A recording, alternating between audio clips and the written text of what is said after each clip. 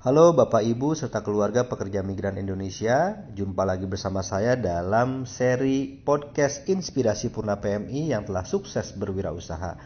Pada kali ini kita akan membahas tentang bisnis itu untung rugi adalah dua sisi mata uang yang tidak bisa dipisahkan. Nah, kali ini saya ditemani oleh Ibu Linda, seorang PMI Purna Malaysia yang berasal dari Cirebon.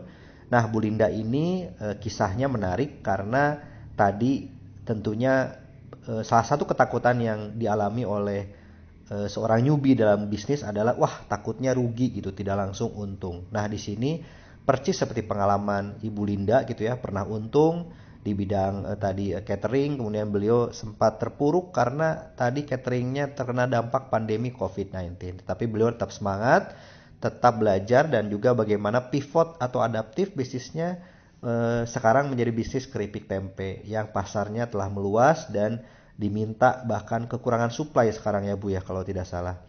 Dan sekarang jumlah resellernya telah lumayan banyak gitu ya, telah pameran juga diikutsertakan di mana-mana. Jadi kita sekarang ingin mengambil pelajaran hikmah dari kisah Bu Linda. Silakan Bu Linda bercerita tentang pengalamannya. Terima kasih. Ya, awalnya itu sepulang saya dari eh, kerja di Malaysia itu, saya kan di sana kan saya bekerja kurang lebih 8 tahun. Nah, karena di sana saya karena merasa zona nyaman, merasa udah ah nggak usah ini balik ke Indonesia lagi. Di ngapain pulang ke Indonesia? Di sini sudah mendapat penghasilan tetap. Tapi setelah saya ada info dari Mandiri Sahabatku, kelas Mandiri Sahabatku, saya ikutin seminarnya. Di situ saya baru sadar bahwa saya harus mengikuti eh, mengikuti apa yang ada di seminar itu yang disenggarakan di seminar itu bahwa eh, nggak selamanya kita ada di luar negeri itu.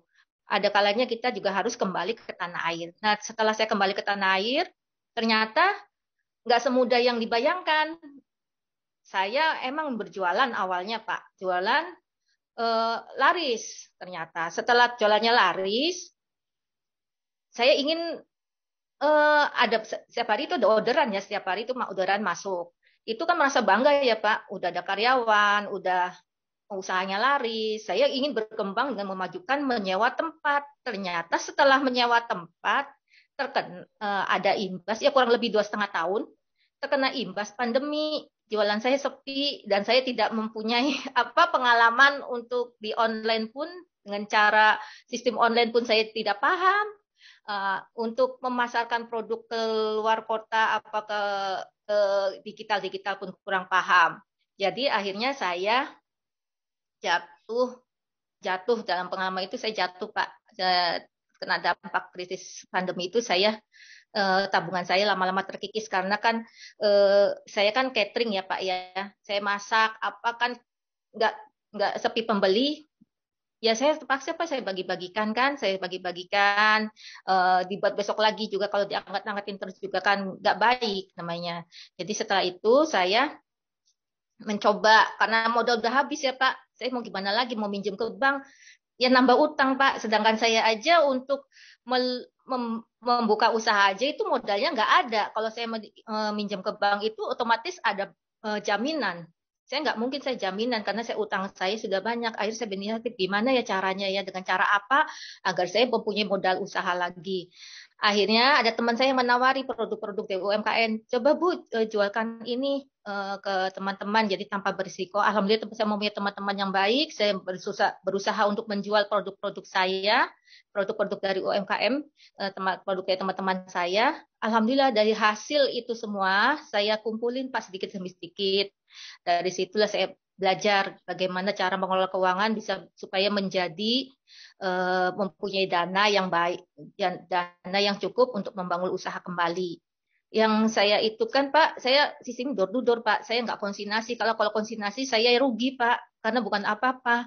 Karena itu kan produk kawan harus dijualkan dengan cara kontan. Dan kalau saya konsinyasi, saya nggak akan dapat untung yang banyak. Maksudnya nggak ada dapat untung lah tipis. Sedangkan saya butuh untuk modal usaha membangun usaha lagi. Ya kurang lebih saya berjalan itu hampir setahun dan saya mempunyai sedikit modal untuk usaha. Saya pikir kalau suruh catering lagi dalam keadaan situasi pandemi kayak gini agak sulit karena modalnya juga kan harus yang besar juga, harus butuh karyawan banyak juga. Akhirnya saya pikir, saya buat ini aja, sama yang seperti produk teman-teman, buat produk UMKM. Saya berinisiatif membuat keripik tempe. Dari keripik tempe dengan beraneka rasa. Saya jualin Pak sedikit-sedikit. Akhirnya saya bisa mempunyai usaha keripik tempe yang saya pasarkan di galeri-galeri, dan untuk keluar kota maupun ke luar negeri pun bisa saya pasarkan. Nah, dari situlah saya bisa memahami bagaimana caranya memasarkan secara langsung, door to door dari instansi-instansi, dari sekolah-sekolah. Ya, harus dengan mental ya Pak, dengan benar-benar kita rasa malu itu harus benar-benar kalau ditolak itu harus harus siap ya demi untuk kemajuan usaha kita. Saya tahu untuk meminta izin dalam waktu menjual itu ke instansi-instansi itu kan kadang ditolak, selamanya mulus. Di salah satu pihak boleh masuk, di salah satu pihaknya lagi tidak boleh. Itulah yang harus kuat mentalnya, Pak. Baik, Bu Ulin, Ibu juga tadi menarik karena membuktikan bahwasanya modal itu tidak selamanya adalah dibutuhkan dalam usaha. Kira-kira bagaimana Ibu bisa mengatasi masalah tadi itu yang buat sebagian orang menjadi momok gitu ya?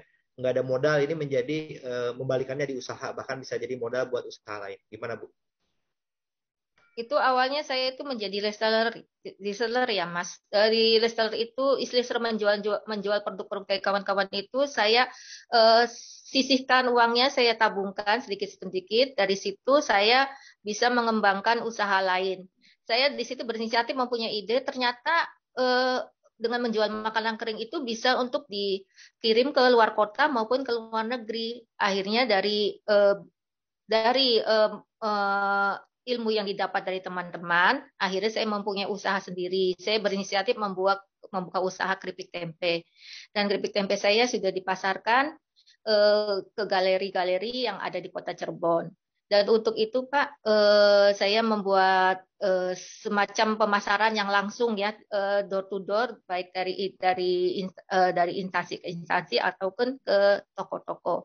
Dari situlah saya bisa eh, mempunyai modal usaha lagi dan mempunyai karyawan lagi, walaupun karyawannya belum karyawan tetap ya, karena masih dalam situasi pandemi. Jadi kalau produk saya ada, baru saya rekrut karyawan untuk menangani.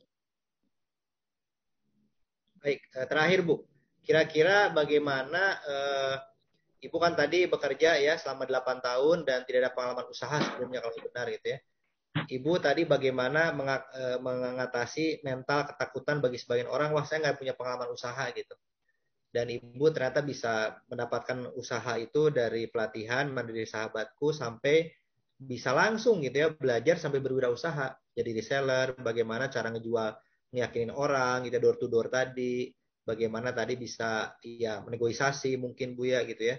Dan bisa Iya betul. mengubah arah bisnis dari yang tadi catering menjadi hal yang tahan lama dan bisa dikirim gitu ya, keripik. Gimana kira-kira Bu? Ibu pengalaman usaha itu menjadi ketakutan Ibu nggak? Dan bagaimana Ibu mengatasinya gitu? Ya, Bu. Saya waktu pertama merubah dari catering ke keripik tempe itu ada ketakutan juga dalam diri saya. Ini apakah akan jatuh lagi atau gimana? Tapi saya ada dari support dari teman-teman, jangan sampai punya berpikiran segitu. Karena kalau kita mempunyai jas dengan pikiran seperti itu, pasti akan timbulnya takut gagal. Tapi kita harus mempunyai pikiran eh, kita pasti bisa ditanamkan dari diri kita. Insya Allah ke sana ke depannya pasti bisa. Akhirnya saya pun bertekad bahwa dengan menjual produk dari UMKM ini, Insya Allah saya bisa go internasional.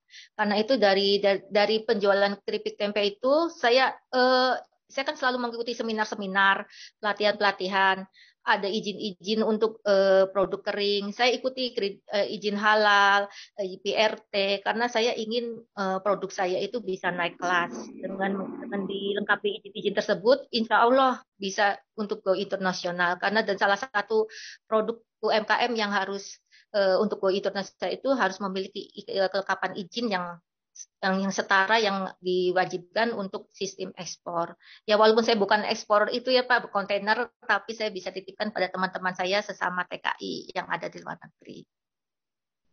Baik, menarik Bu. Terima kasih Ibu Linda. Terima kasih atas kesediaannya berbagi dalam seri podcast Pijar. Semoga kisahnya menjadi motivasi dan hikmah pembelajaran bagi seluruh pekerja migran Indonesia yang tengah berjuang serta keluarganya di berbagai pelosok penjuru Nusantara. Sampai berjumpa lagi di seri podcast Pijar berikutnya. Setiap orang memiliki jalan serta kesuksesan yang berbeda-beda, tetapi kita semua bisa menjadi versi terbaik dari diri kita sendiri, dimulai dengan mengalahkan ketakutan atau mental block dalam diri kita. Terima kasih.